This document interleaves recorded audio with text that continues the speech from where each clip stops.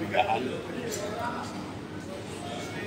akan bisa menjaga kehormatan Menteri Pertahanan Prabowo Subianto mendapat kenaikan pangkat menjadi Jenderal Kehormatan pada Rabu 28 Februari 2024. Tak sedikit yang mempermasalahkan hal itu, tetapi ada pula yang memberikan selamat. Salah satunya adalah calon Presiden Anies Baswedan.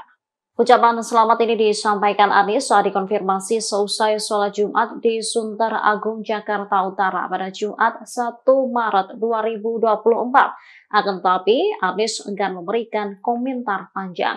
Dirinya hanya mengucapkan selamat saja untuk Prabowo. Diketahui pemberian kenaikan pangkat itu langsung dilakukan oleh Presiden Joko Widodo saat rapat pimpinan TNI Polri 2024 di Markas Besar TNI Cilangkap, Jakarta Timur.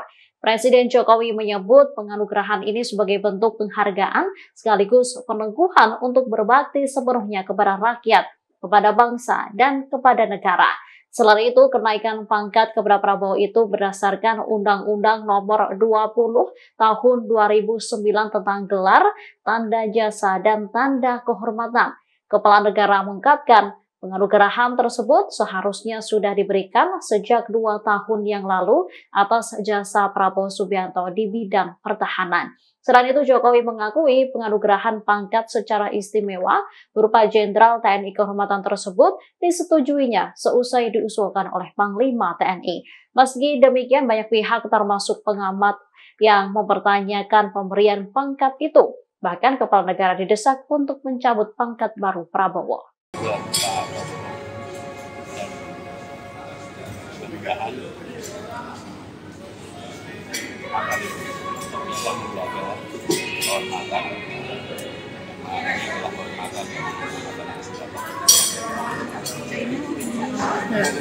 Pak Prabowo mendapat selamat, semoga menjadi pengabdian. Antara menunggu nanti presiden baru, misalnya Pak Ganjar yang dilantik atau Pak Anies atau Pak Prabowo gitu, menunggu itu. Artinya menunggu sesudah 20 Oktober. Pernyataan Presiden Joko Widodo soal pembahasan program makan siang gratis di Istana dinilai berbeda dengan para menterinya. Pasalnya, Kepala Negara membantah adanya pembahasan, sementara para menterinya mengiyakan adanya pembicaraan saat rapat. Calon Wakil Presiden yang juga ex-Menko Polhukam Mahfud MD langsung memberikan pandangannya. Menurut Mahfud, hal tersebut terjadi karena isu tersebut sudah tidak terkoordinasi lagi. Hal ini disampaikan Mahfud MD saat dikonfirmasi di Gelora Bung Karno, Senayan, Jakarta pada Jumat 1 Maret 2024. Menurutnya, program makan siang gratis tersebut seharusnya tidak dibicarakan sekarang, melainkan menunggu presiden baru dilantik pada 20 Oktober 2024. Dengan begitu, pembahasan akan dianggap lebih etis. Diketahui Presiden Jokowi menyatakan tidak ada pembicaraan spesifik mengenai program makan siang gratis saat rapat kabinet pada Senin 26 Februari. Menurut Presiden, ia hanya menyampaikan bahwa program-program Presiden terpilih harus dimasukkan dalam rencana anggaran tahun depan. Namun pernyataan Kepala Negara tak selaras dengan pernyataan para menterinya.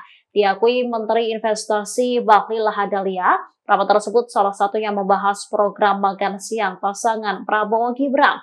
Hal senada juga disampaikan Menteri ATR BPN Agus Harimurti Yudhoyono. Waktu di peluncuran bukunya Budiman itu seharusnya itu tidak dibicarakan. Antara menunggu nanti presiden baru, misalnya Pak Ganjar yang dilantik atau Pak Anies atau Pak Prabowo gitu, menunggu itu. Artinya menunggu sesudah 20 Oktober. Agar lebih etis itu kan akan itu. Ya jadi sekarang ini bicaranya udah beda-beda. Presidennya bilang nggak bicarakan itu, menterinya bilang iya, macam-macam sudah. Karena ini udah mulai tidak terkoordinasi lagi sudah.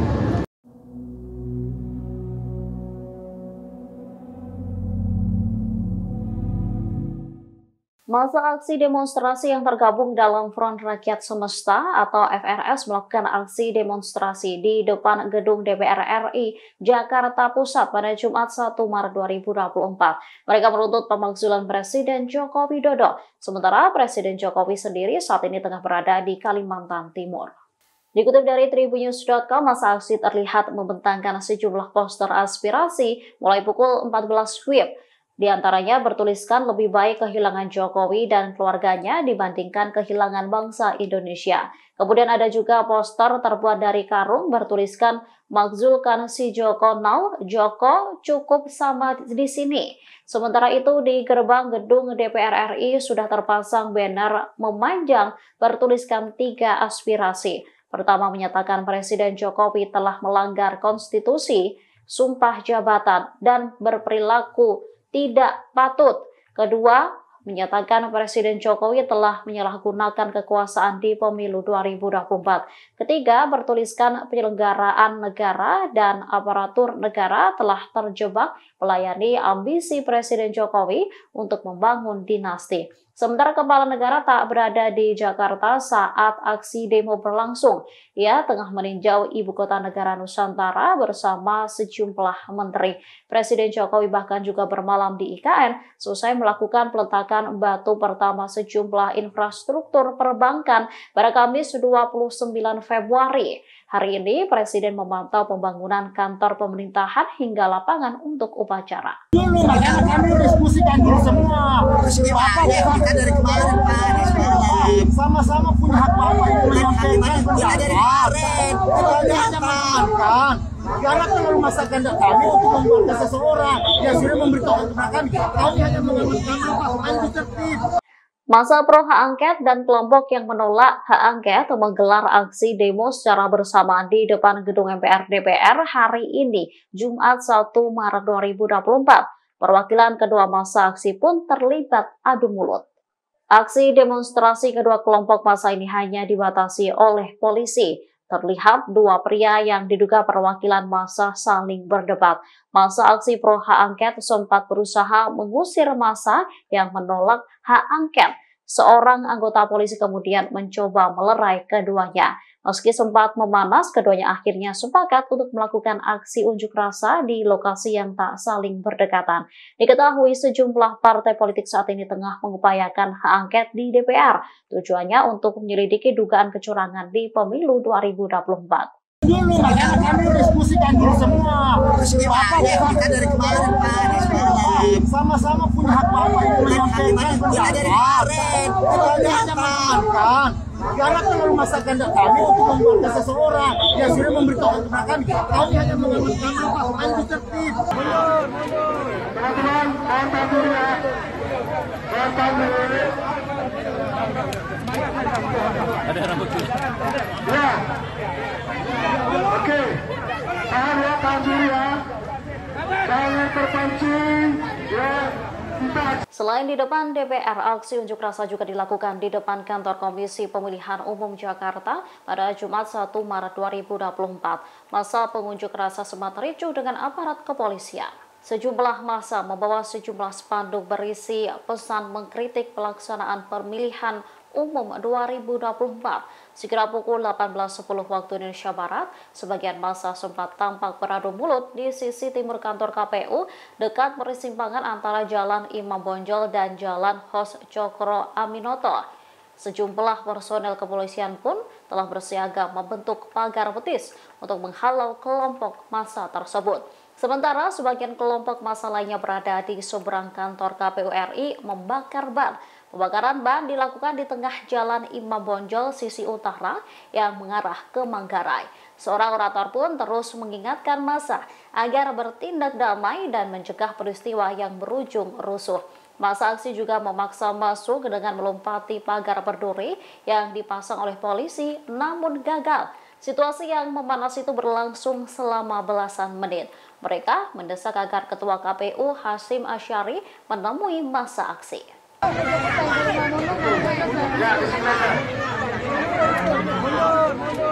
Teman-teman, kontak dulu ya. Kontak dulu. Ada rambut Ya.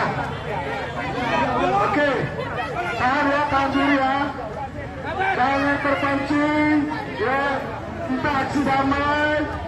Pak polisi juga saudara kita, keluarga kita juga semua. Ya Tribuners, seperti dapat kita saksikan memang saat ini pihak kepolisian tampak terus berjaga seperti itu. Kemudian memang situasi mulai memanas karena masa aksi yang diketahui mulai menggelar aksi sejak pukul 15 atau 14. Oke, kawan-kawan tahan ya. Jangan ada gerakan tambahan lagi ya. Sudah cukup kita sore ini. Oke, sudah cukup. Tampak membakar. Jangan ada gerakan tambahan. Oke, tahan diri ya. Kami akan melakukan pendorongan ya Pak ya.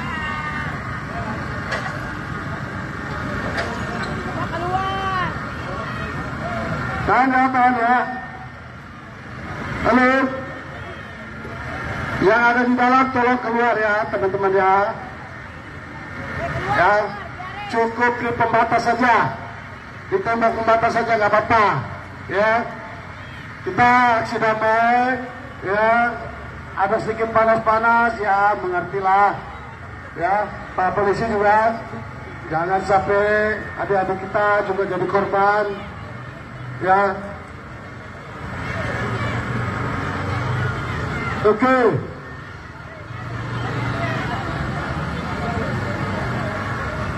Siapa?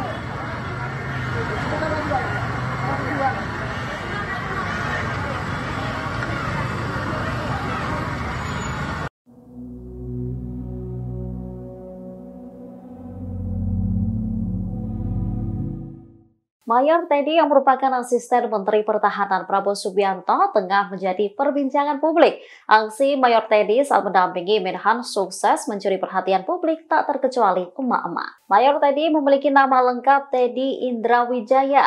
Pria kelahiran 14 April 1989 ini merupakan anak Kolonel Infanteri Purnawirawan Giono dan Mayor Patris R.A. Rumbayan. Namanya semakin disorot karena aksi cekatannya yang selalu gerak cepat saat membantu Prabowo dalam mempersiapkan berbagai keperluan maupun lainnya. Setiap kunjungan Prabowo, Mayor Teddy tak luput dari perhatian masyarakat. Baru-baru ini beredar sebuah foto ibu-ibu membawa spanduk yang memprotes Mayor Teddy. Bukan memprotes karena tindakannya, melainkan mereka mengeluh tak bisa melihat Instagram Mayor Teddy karena diprivasi. Foto itu bahkan ikut diunggah oleh asisten Presiden Joko Widodo, Kompol Syarif Fitriansyah di akun Instagramnya pada Jumat 1 Maret 2024. Dalam spanduk itu, mereka meminta agar Presiden Jokowi menyampaikan ke Mayor Teddy agar tak memprivasi Instagramnya. Kompol Syarif pun turut menandai Instagram Presiden Jokowi dalam unggahannya itu.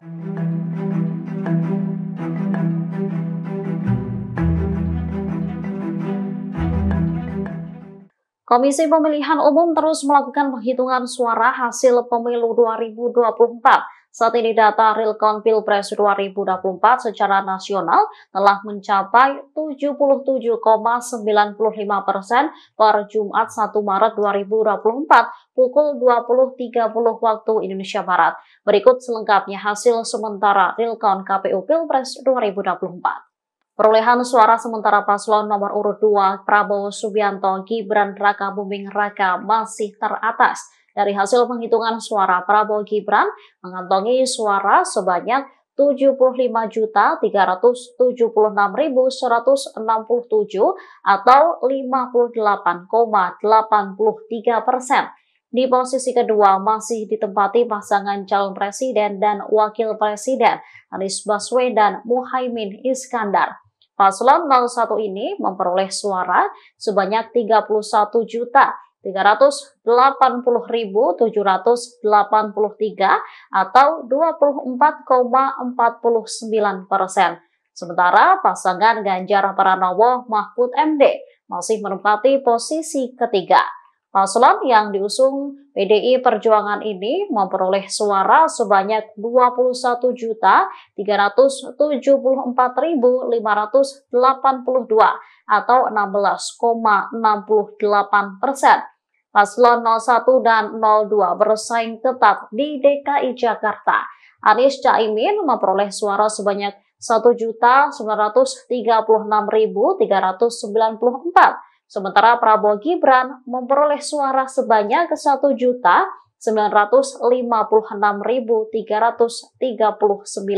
Dari 38 provinsi, Prabowo Gibran unggul di 36 provinsi. Sementara 2 provinsi yaitu Aceh dan Sumatera Barat unggul Anies Caimin.